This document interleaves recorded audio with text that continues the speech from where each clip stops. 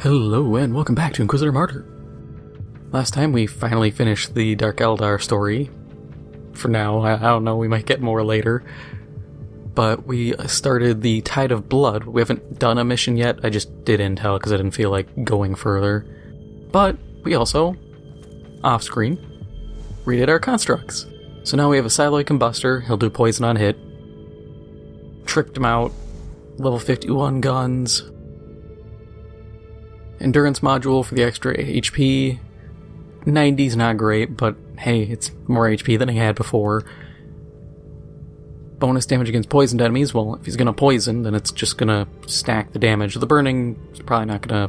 Actually, that's gonna come in a lot, because I'm shooting guys. So yeah, this might actually pan out really well. And then energy shield, energy shield regen per second, and some physical resist. And then our Cataphron... I'd like him to be stronger, but it's what we got at the moment. 249 extra HP if equipped on him. 77 HP gained on kill. 7.8 physical resist. 50 max energy shield for regen. Not great, but it's what we got for the moment. And then the motive booster. 12% life drain on melee skills. And 1.7% more HP. Which, that's going to be good, considering... The axe is a AoE axe, so he's just gonna swing, potentially hit a bunch of guys, get a bunch of HP back, and keep cycling. So, it should, in theory, survive long. If not, that's what I expect. Because when do my plans actually pan out correctly?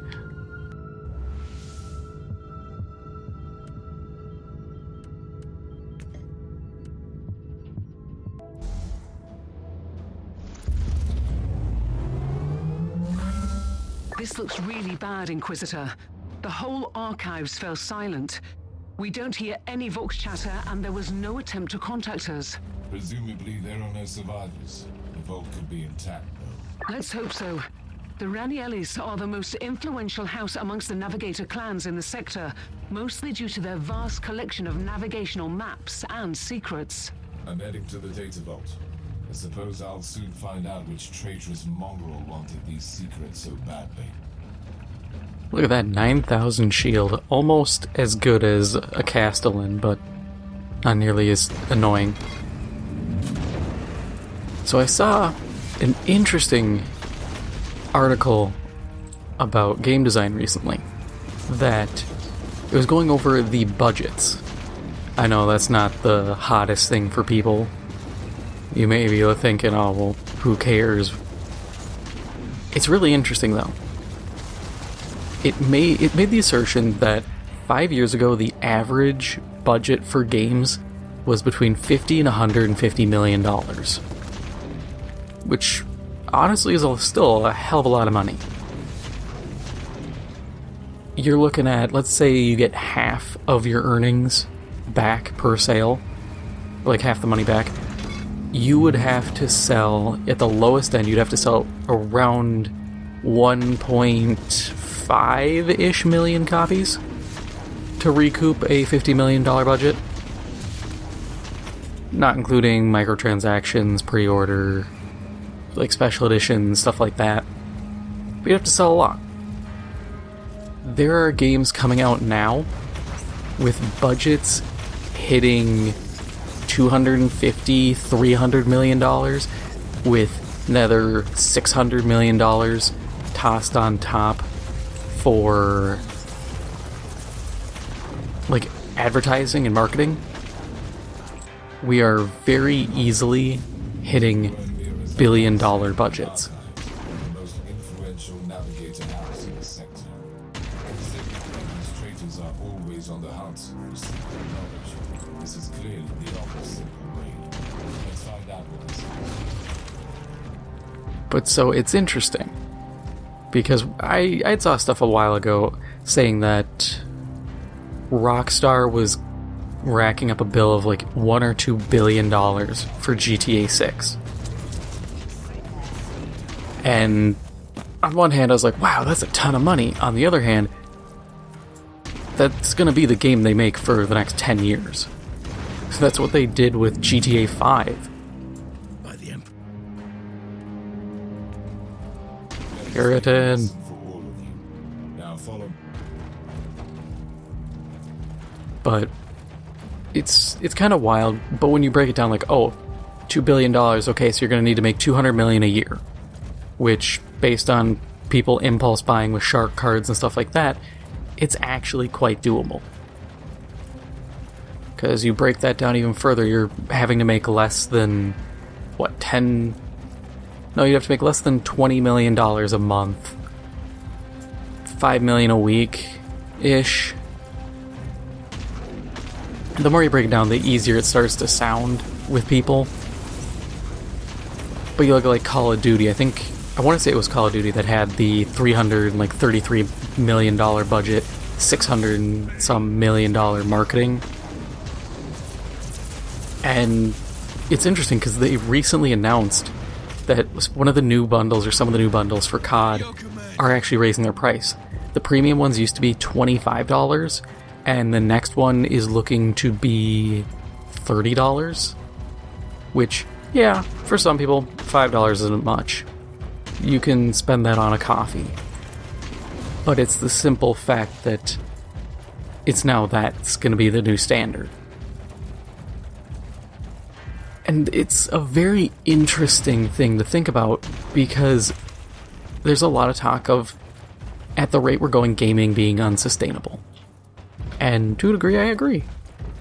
If we keep raising the costs of producing these games, the cost of buying them has to go up. And Sony did a study, amazing that they had to do a study for this, but they found out charging $70 USD per game actually had a negative effect on sales. And here's the other thing to think about with all this. Let's say they keep going with this. Okay, games are getting more expensive. How much is Microsoft paying for Game Pass? How much are they paying day one? Because these studios have to make their money back. So you're either paying them enough, which I don't think Game Pass makes enough to cover all the games they add, or they're undercutting them, and that in the long run can have negative effects on the studio. I think games need to a degree, get reined in. Everybody keeps pushing, oh, we need 4K, we need 8K, you need to see every pore on LeBron James's face while you're playing the new 2K game. You're never close enough. It's not important. There are greater things in games, like actual gameplay, that need to be focused on over just this ever-growing graphical demand. And realistically, games look fine. I said this with the PS4. Games were fine. We don't need higher graphics. We need games that can be optimized better. Look at Jedi Survivor. 155 gigs. You're telling me you couldn't compress that at all?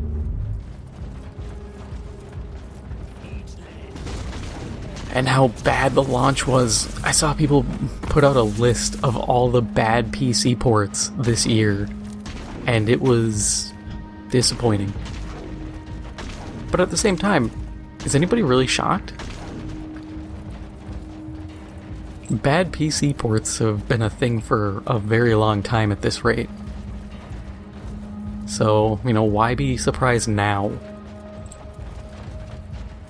But yeah, just the costs. The costs are just killing me. Because I keep saying this to people I talk to, that someone has to be embezzling money. There's no way some of these games legitimately spend this much. Or if they are spending this much money, it clearly has to be something where they're just paying for, like, oh, we got famous person Y to do the voice work for our game. Inquisitor, the Argus scans show that the And remaining hostiles are how many times have we seen that? Probably with more stolen valuables. I'm on my way. They won't succeed. You must stop them before they initiate the teleport sequence. I mean, a prime example is Destiny. You had Peter Dinklage as the Ghost. You had Lance Reddick as Zavala. There was... who all? Nathan Fillion as Cade Six. I can't remember who voiced Ikora. But there was a lot of people where I'm like, these are famous people. And you see this with a lot of games where I start to wonder, did they need to actually get a famous person? Oh, Crime Boss Rockay City. Somehow they charged $30 for that game, which, for what the game is, not a bad price. But just the sheer number of celebrities that they had work on it. Yeah, everything sounded like it was one take and then done. But still. Oh, we have two Hellbrutes simultaneously here. Fun times.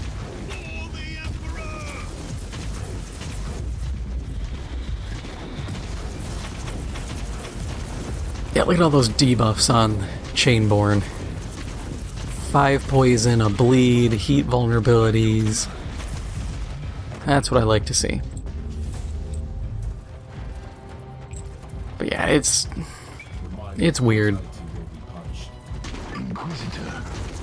These untenable costs are gonna really start biting the industry in the ass. But I'm not surprised. Call of Duty, I remember seeing a thing where they were saying, oh, it takes 1.5 studios to make a COD game. But your average COD game takes... I strongly advise you to forget you ever heard that name. Good. I was waiting for Caius to shut up, but your average COD studio is like 1,200 people. That's what I remember seeing for Infinity Ward and Treyarch. So if it's taking you 1,800 people to make a game, plus the support from the minor support studios, you have to look at it and go, okay, what's going on here? Where are we going wrong that we need all these people? And I get it, sometimes these games become so complex you need more specialists. But at the same time, you gotta start looking at it and going, okay, do we really need these specialists? Do we really need these complex systems? Sometimes these things are just kinda tacked on.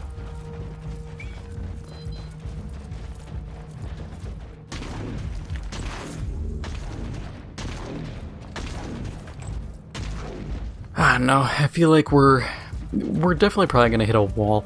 In a perfect world, this wall would actually cause larger studios to collapse and smaller studios to kind of spring up from the ruins. Kind of a proverbial forest fire to clear out the deadfall. You get rid of all these major big studios and let new fledgling studios take their place. The only problem is people are going to complain because quality will take a dip. But, like I said, if we can stick to PS4 quality graphics, but we can maybe get a little more out of the game, sure. I think that's great.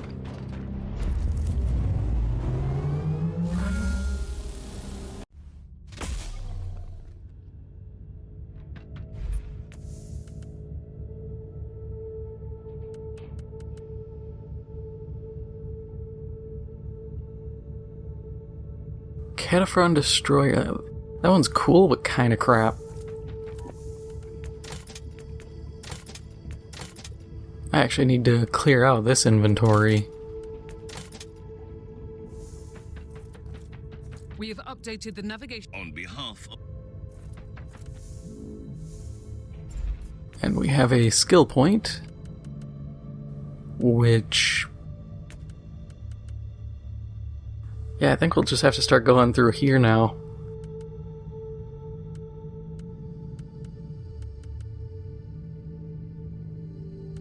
Get these dots up and running.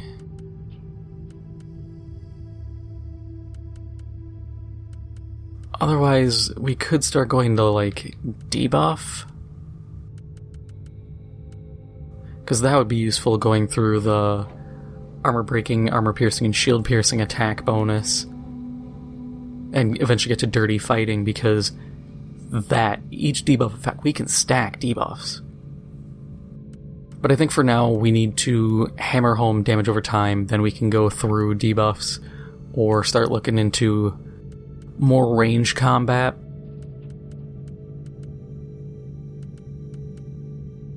Because I think we could get a lot. This build ends up being very similar to the Psyker, I think, but there are some tweaks we can make. Can't do anything fun with the Puritan. Oh, we can do fun stuff with the Puritan class. Fun. Okay.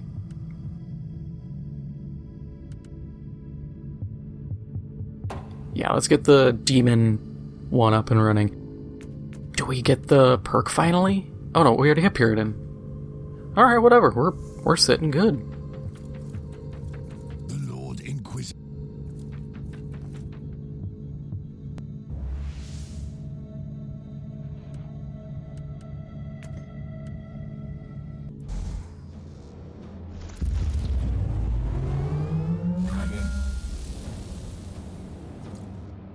One thing that I saw going with the increased costs that I thought was really interesting was there was an interview. It was with a former BioWare employee who ended up doing, I think, quest design for CD Projekt, and someone else who I can't remember.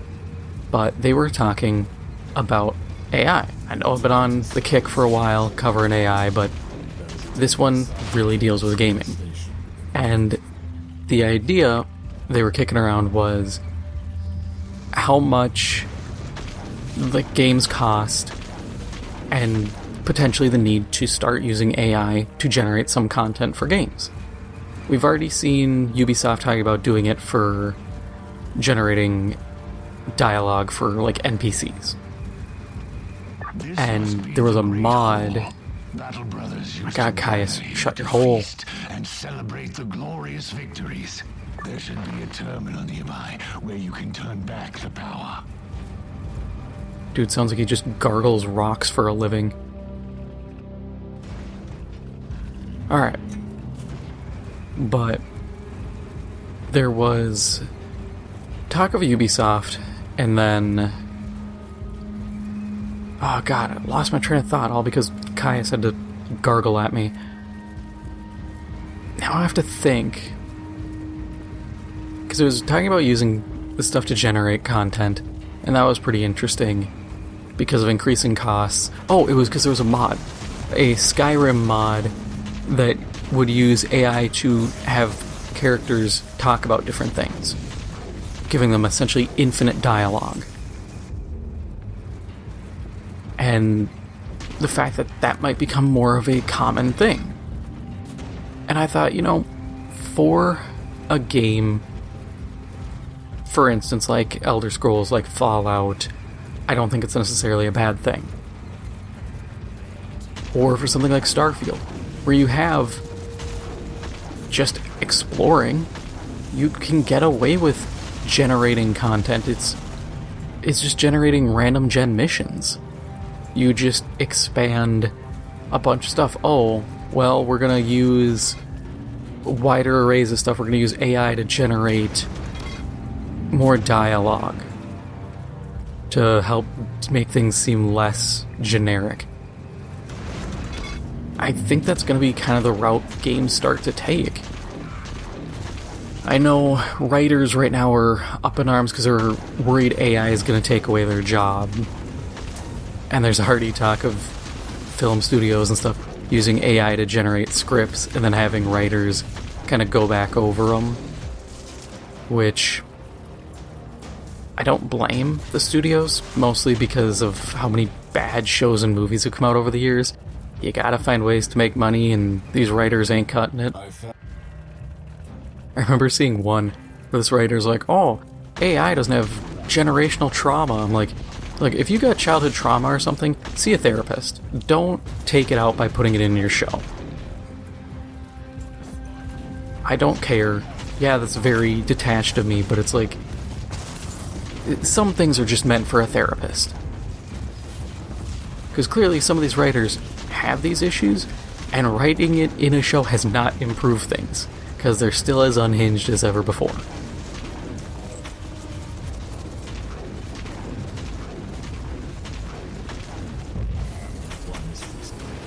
But it's interesting.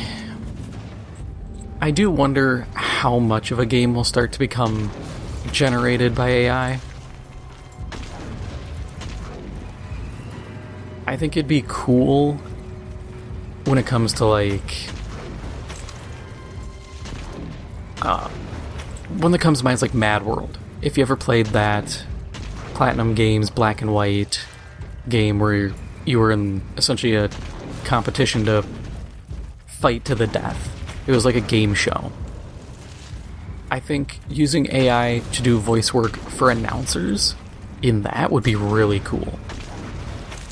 Because then instead of having to chop up voice stuff, you could have them kind of generate on the fly, like, oh, this person, and you just write up a bunch of kind of goofy jokes about, like, impaling an enemy on a wall or something, and you can kind of generate them on the fly. I think it's got potential. It's just, I don't know.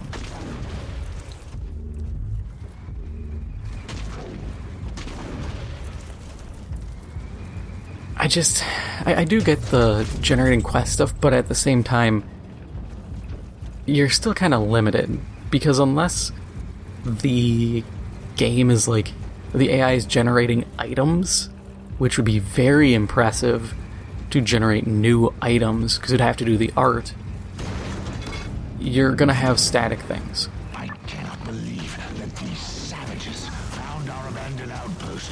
All you can really do is generate the story element. You said that they found it abandoned in the first place. Admittedly, you could do cool stuff. Have, you know, we'll use Starfield for the example. Oh, my cousin got kidnapped by pirates.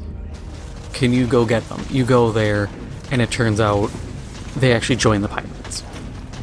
Or they got sold and taken elsewhere. You talk to them, they're like, oh, something, go get them.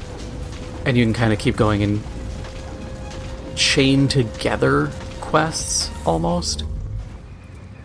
But at the end of the day, this all still just feels like the Radiant questline system brought to its next logical step. None of this requires an AI to simulate voices or simulate art or anything like that. I mean, hell, if you're gonna use AI for something, use it for enemies. Make them act way smarter. And make it so they're not just aimbots. That would be cool.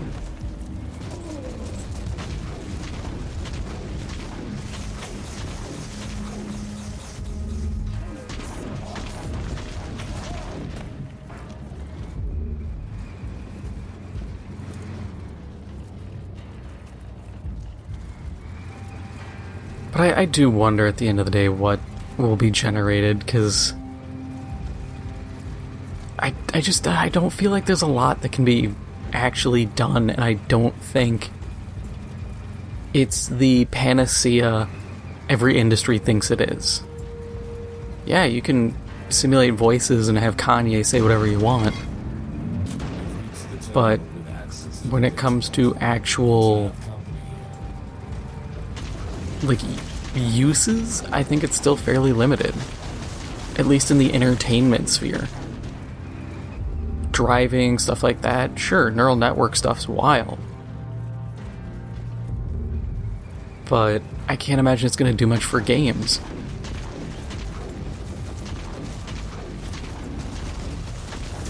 But maybe I'm off base here and there's something I'm missing. I probably am missing something. But it seems like the big thing I hear is just we can use it as a cost-saving measure, which I guess. Fascinating. I mean, I'm not really seeing it as much of a cost-cutting measure, but who knows?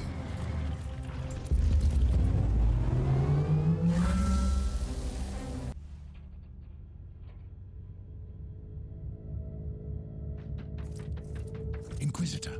You...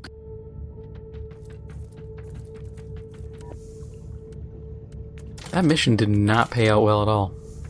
Oh well. That is all for now. If you enjoyed this episode, make sure to hit the like button. It helps out the channel a lot. And if you haven't already, make sure to hit the subscribe button. Thank you for watching, and I'll see you in the next one.